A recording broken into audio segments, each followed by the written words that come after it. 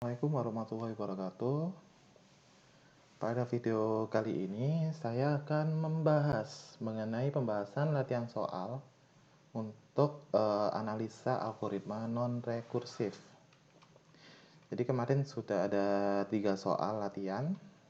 Di sini saya akan membahas satu persatu dari ketiga soal tersebut.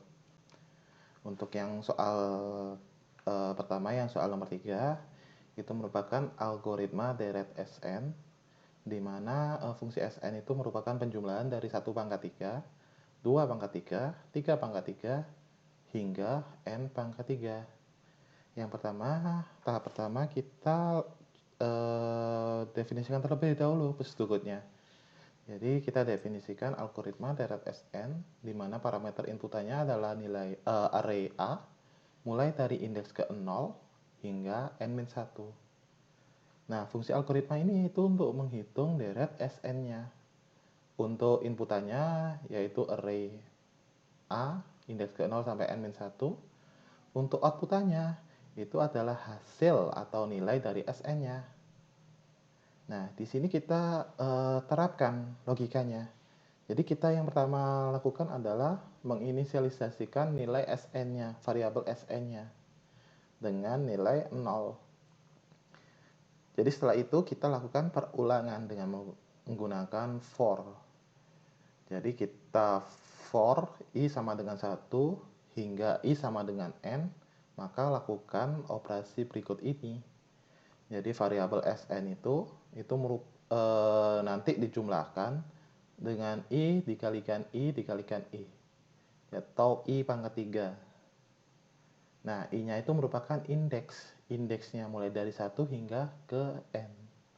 Nah, setelah dilakukan perulangan, hasil akhirnya itu nanti akan dikembalikan nilainya, nilai variabel Sn-nya. Itu untuk berikutnya. Jadi untuk menganalisa algoritmanya, di sini kita membutuhkan 5 tahapan. Yang pertama yaitu menentukan parameter yang mengindikasikan ukuran input. Nah, untuk soal yang nomor 3 ini sebenarnya hampir mirip dengan soal yang nomor 1 kemarin. Jadi untuk parameter inputnya itu adalah nilai n-nya. Jika n-nya semakin besar, maka otomatis loopingannya atau iterasinya akan semakin besar. Jadi di sini untuk parameter ukuran inputnya adalah n. Jadi seperti itu. Lanjut ke step kedua. Step kedua itu mengidentifikasi basic operation algoritma. Jadi untuk basic operation algoritma deret Sn ini dapat digunakan adalah i sama dengan 1. Jadi basic operasinya adalah i sama dengan 1. Sehingga ketika n dieksekusi sebanyak 1 kali, maka loop tersebut akan dieksekusi. Jadi seperti itu untuk basic operation-nya. Lanjut ke step ketiga, itu kita tentukan apakah untuk ukuran input yang sama banyaknya, eksekusi basic operasinya bisa berbeda.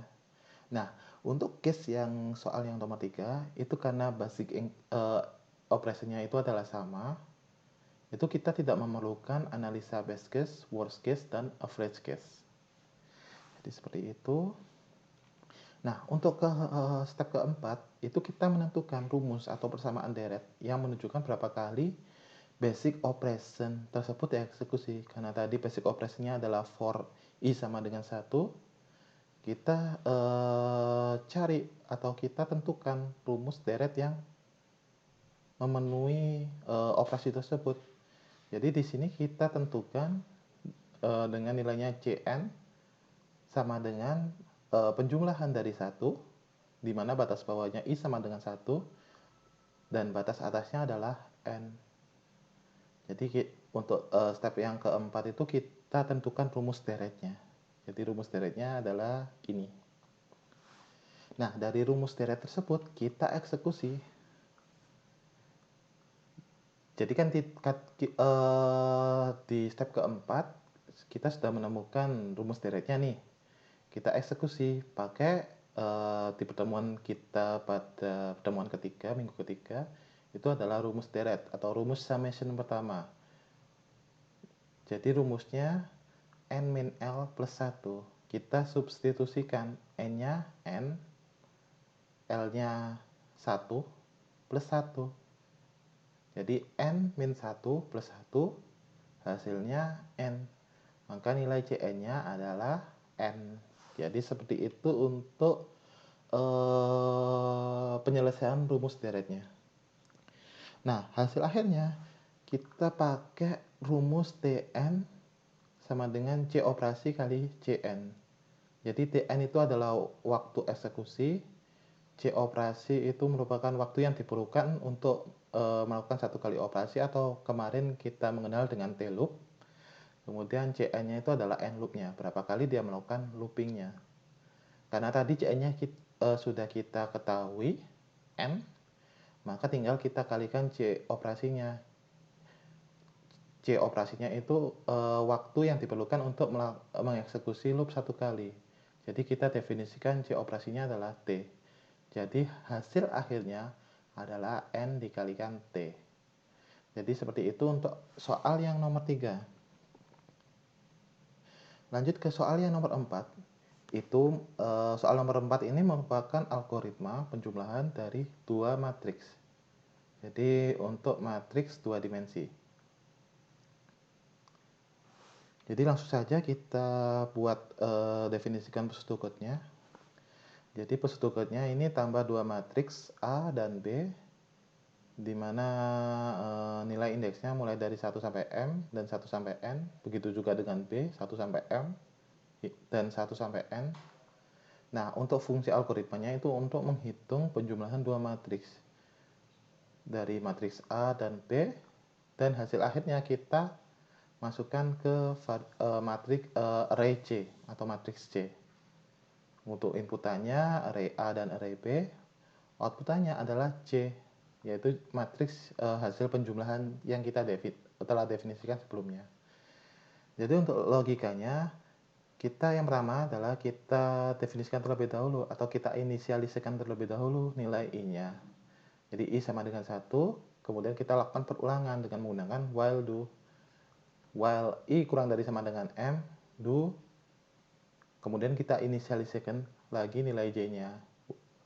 Dan kita lakukan perulangan lagi, while J kurang dari sama dengan N, do. Nah, di sini itu kita sudah melakukan operasi penjumlahannya. Jadi penjumlahan array C itu merupakan hasil penjumlahan dari A plus B. Jadi seperti itu. Nah, ini untuk incremental J-nya ketika dilakukan perulangan. Nah, ini incremental I-nya ketika dilakukan perulangan. Nah, di sini ada dua while yang kita pakai. While yang pertama itu parameter inputannya M, dan while yang kedua parameter inputannya adalah N. Jadi untuk algoritma tambah ini kita analisis dengan 5 step lagi. Yang pertama, step pertama, kita menentukan parameter yang mengindikasikan ukuran input. Untuk inputannya kan adalah array A dan B. Itu nilainya tidak berpengaruh pada berapa kali masuk loop. Maka yang berpengaruh itu adalah M-nya atau barisnya dan N atau kolomnya. Jadi untuk parameter inputannya untuk case penjumlahan dua matriks ini itu adalah M dan N. Jadi M dan N itu akan mempengaruhi nantinya berapa kali dia melakukan looping. Jadi semakin tinggi atau semakin besar nilai M dan N, itu maka eksekusi loopnya akan semakin bertambah pula. Jadi itu untuk step yang pertama. Kemudian step yang kedua itu kita identifikasi basic operasinya. Di sini kita ambil operasi loop yang paling dalam. Yang paling dalam adalah penjumlahan dari array A dan B, di mana hasilnya adalah array C. Jadi ketika dieksekusi loop satu kali itu akan melakukan satu kali looping atau satu kali eksekusi looping. Jadi seperti itu untuk identifikasi basic operasinya. Basic operasinya adalah penjumlahan array A dan B, hasilnya adalah array C. Jadi seperti itu. Nah, Yang step ketiga itu kita menentukan apakah untuk case ini kita memerlukan best case, worst case, dan average case. Nah, untuk case ini kita tidak memerlukan yang namanya best case, worst case, dan average case. Jadi langsung saja kita cari rumusnya. Jadi step yang keempat itu kita cari rumus deret yang menunjukkan berapa kali dia melakukan basic operation. Nah, basic operationnya dapat kita definisikan sebagai CMN itu merupakan hasil penjumlahan dalam penjumlahan 1, di mana batas bawahnya J sama dengan 1, batas atasnya N, dan penjumlahan luarnya itu batas bawahnya I sama dengan 1, sampai batas atasnya N. Nah, dari rumus deret ini kemudian kita eksekusi di step yang nomor 5. Jadi step yang nomor 5 itu menyelesaikan rumus yang di step yang nomor 4. Jadi di sini kita lakukan rumus summation terlebih dahulu. Kan di sini bisa kita langsung kan. Sigma yang paling dalam, sigma N, sigma penjumlahan dari 1, di mana batas bawahnya J sama dengan 1, dan batas atasnya N. Maka kita bisa pakai rumus summation ke 1, N min L plus 1, N min 1 plus 1, hasilnya N. Nah, N ini kan bisa kita rubah nih, N dikalikan 1. Jadi N-nya keluar, satunya tetap. Jadi hasil dari manipulasi 1 itu nanti N dikalikan penjumlahan 1, di mana batas bawahnya I sama dengan 1, dan batas atasnya M. Dengan menggunakan rumus summation 1, kita masukkan lagi M min L plus 1. Jadi M dikurangi 1 plus 1, maka untuk CMN-nya itu adalah perkalian N dikalikan M. Jadi seperti itu untuk step yang nomor 5. Nah, yang terakhir itu kita analisa TN-nya. Karena Tn itu C operasi dikalikan Cn, Cn-nya kita sudah ketahui, N dikalikan M, dan C operasinya adalah T, maka diketahui hasil akhirnya adalah N dikalikan M dikalikan T. Jadi seperti itu untuk yang soal nomor 4. Lanjut ke soal terakhir, soal nomor 5. Jadi di sini itu adalah pencarian sekuensial 2 dimensi. Jadi mencari nilai K pada array 2 dimensi. Jadi kita definisikan terlebih dahulu algoritmanya, yaitu sequential search 2D, di mana parameter inputannya adalah array A dan K. Nah, fungsinya itu untuk mencari nilai K pada array A. Inputannya array A 2 dimensi, indeksnya mulai dari 1 sampai M, dan 1 sampai N, dan nilai K, nilai yang dicari. Untuk outputnya biasanya kita return, yaitu posisi K di mana, di indeks keberapa pada array A. Nah, di sini kita buat logikanya. Kita inisialisasikan terlebih dahulu. I sama dengan 1, kemudian kita lakukan perulangan. While I kurang dari sama dengan M, kita inisialisasikan terlebih dahulu J-nya, kemudian kita lakukan perulangan lagi, J kurang dari sama dengan N. Jika A, I, J atau array A itu nilainya sama dengan K, itu maka return dia itu indeks keberapa atau posisi keberapa. Jadi seperti itu. Jadi di sini ada if dalam while dan dalam while. Jadi while-nya itu bertingkat 2. Ada while yang pertama itu untuk mengincrement nilai I-nya, while kedua mengincrement nilai J-nya. Dan operasinya ada di dalam if-nya. Jadi seperti itu untuk algoritma sequential search 2 dimensi. Nah, untuk menganalisa algoritma ini, jadi kita buat step-stepnya. Mulai dari step yang pertama itu menentukan parameter inputannya.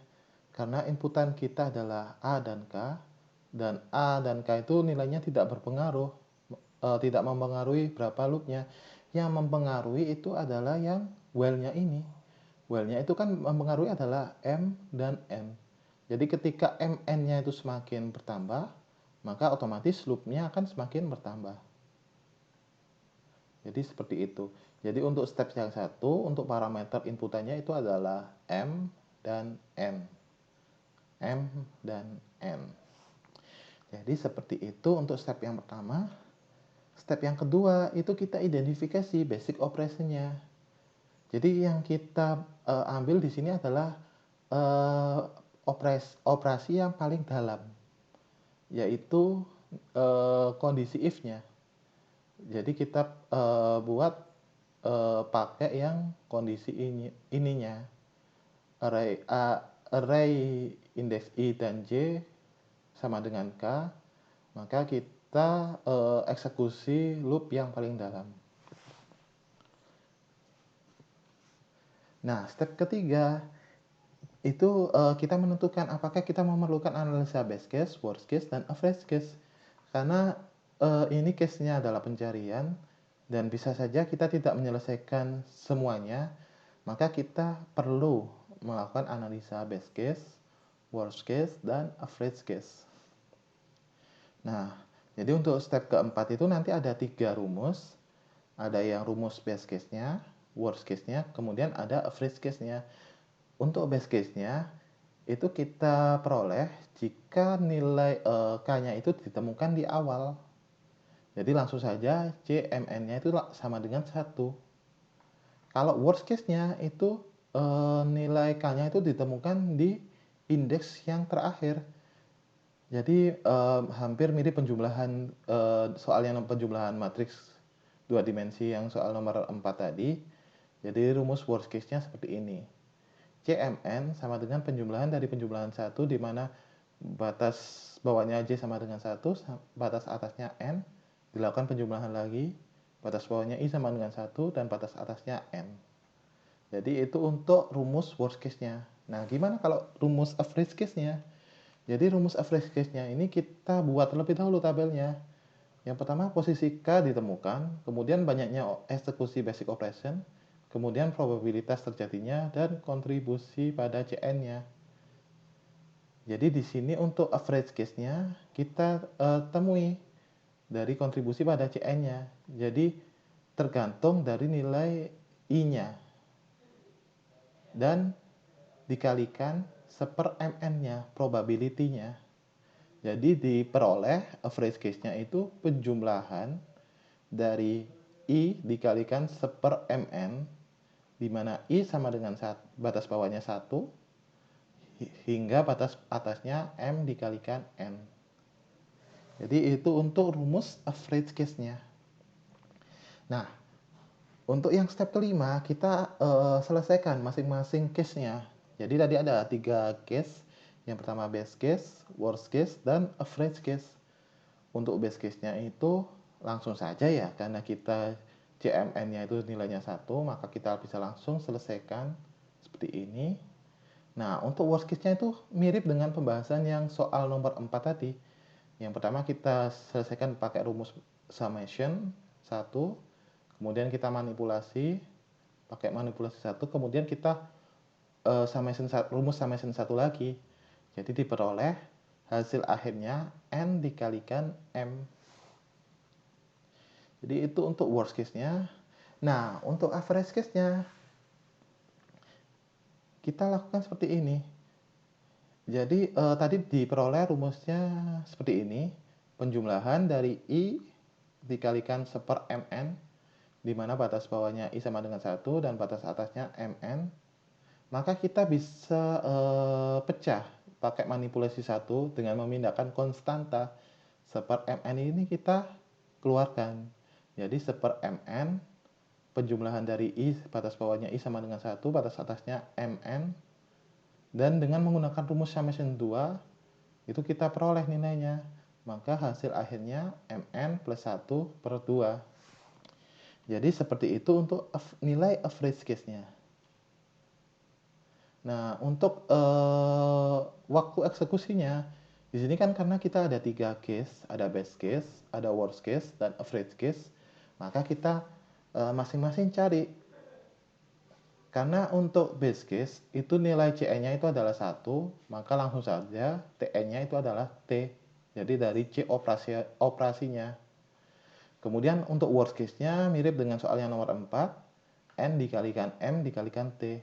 Jadi nilai variabel N dikalikan M dikalikan T, berapa kali dia melakukan waktu untuk melakukan satu kali operasi. Nah, untuk average case-nya tadi kita ketahui nilainya adalah MN plus 1 dibagi 2 dikalikan C operasinya. C operasinya adalah T, sehingga diketahui average case-nya seperti ini. Jadi seperti itu untuk pembahasan latihan soal algoritma non-rekursif. Jadi seperti itu untuk video saya kali ini. Jadi saya ucapkan terima kasih. Wassalamualaikum warahmatullahi wabarakatuh.